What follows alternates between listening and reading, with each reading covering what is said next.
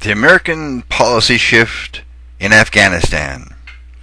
Afghanistan is 90% of the world's entire poppy production, which turns into opium and heroin, has been for decades. And ever since the Zbigniew Carter policy signed an executive order on July 3rd, 1979, which ultimately became the well-known Soviet-Afghan War, the farmers in Afghanistan have pretty much run free with their Afghan poppy production.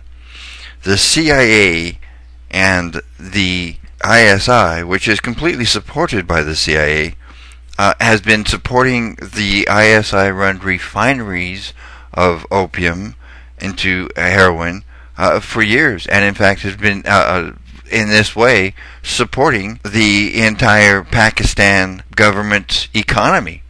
If it wasn't for the CIA monies going to the ISI, the Inter-Services Intelligence Services of Pakistan, and for these heroin dollars, Pakistan's legitimate economy might have collapsed many years ago.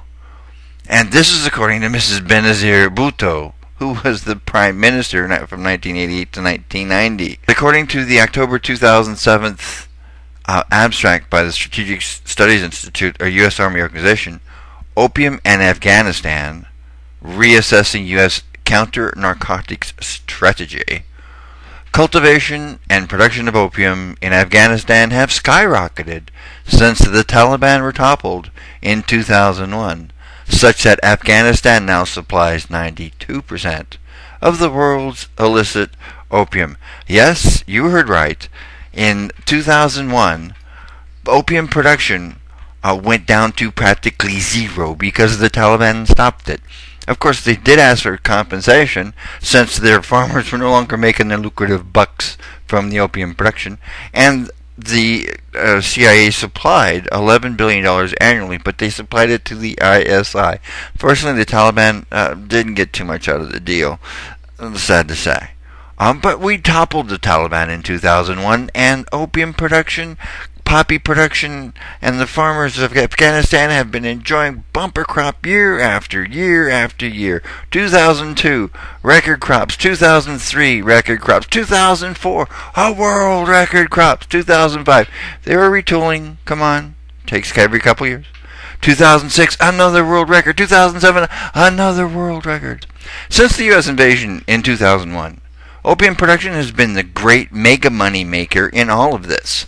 Now the U.S. taxpayers asked to fork over a few more $100 million for these farmers as they decide whether soybeans are a good replacement for drug farming.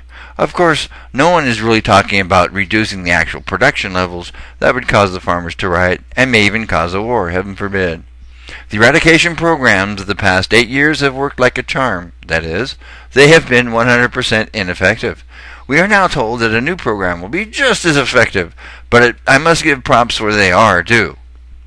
This new program is far less expensive to the American taxpayer than the old one was, and I want to personally thank the banksters and their cabal for allowing such conditions to exist.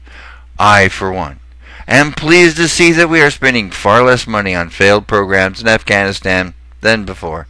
A tip of the hat is due for sure. Does anyone have any idea on what the next failed program will look like in 2 or 3 years after this one is tossed aside as another nice try but no cigar? I think we could make a mint on the foreign market. In the end, Afghanistan will remain Afghanistan, the country where empires go to die.